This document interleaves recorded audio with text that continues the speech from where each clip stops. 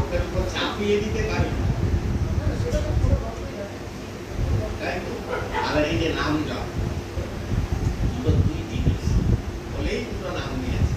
ফল আছে একরকম হবে, জপ হলো কি দেহ ক্ষেত্রে বীজটা পুঁতে দিয়েছে, তাই তো?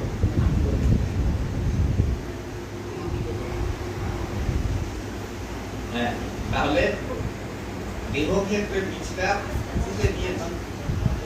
আরেকটা হলো নামটা কোথাকার? মহাকাশের মহা, তাই তো? তাহলে দেহ ক্ষেত্রের থেকে জপের শক্তিটাকে ফুটিয়ে তুলতে হয় অভিমুখী করে, আর বাইরের থেকে মহানামকে টেনে আনতে হয়। একটা ভেতর থেকে সুর ফুটে বেরোচ্ছে, আর একটা বাইরে থেকে সুর টেনে আনছে। প্রকৃতি পুরুষের বিরাম, দেহটা প্রকৃতি, রাম ব্রহ্মই বলি আর চৈতন্যই বলি আর যাই বলি, তাই না? একটা হলো সোল, একটা হলো বর্ণ। রামটা হলো সোল, নারায়ণটা হলো বর্ণ, তাই না? তাহলে রাম থেকে নারায়ণে আগমন, আকার রামে গমন, এবার শেষটা আমার শুরু রামের কথা। একই জিনিস দুটো আছে।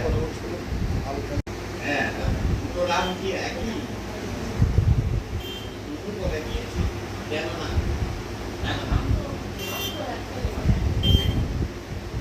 ওই রাম যাকে ডাকলাম সোল,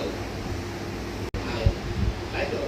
তাহলে রাম এলো নারায়ণে, আর গুরুগুলো নিল, যে রামটা বেরোলো ওর মধ্যে দুটোই আছে। সোলের পাওয়ার আছে, বডির পাওয়ার আছে, বুঝে গেল?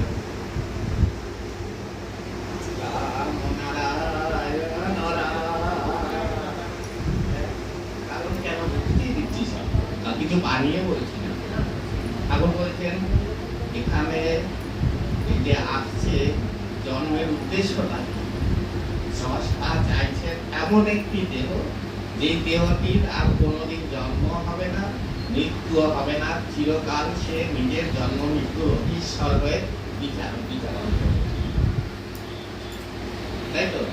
তাহলে এই যে খেলা চলছে, যে তিনি আসবেন, তাকে কাছে খেলা হবে, সেই ব্যাচকে তিনি সব নিয়ম নিয়ম মেনে, যদি যা কেউ পারেনি আজ অব্দি 100% ঠাকুর করে দেখালেন, তাই তো?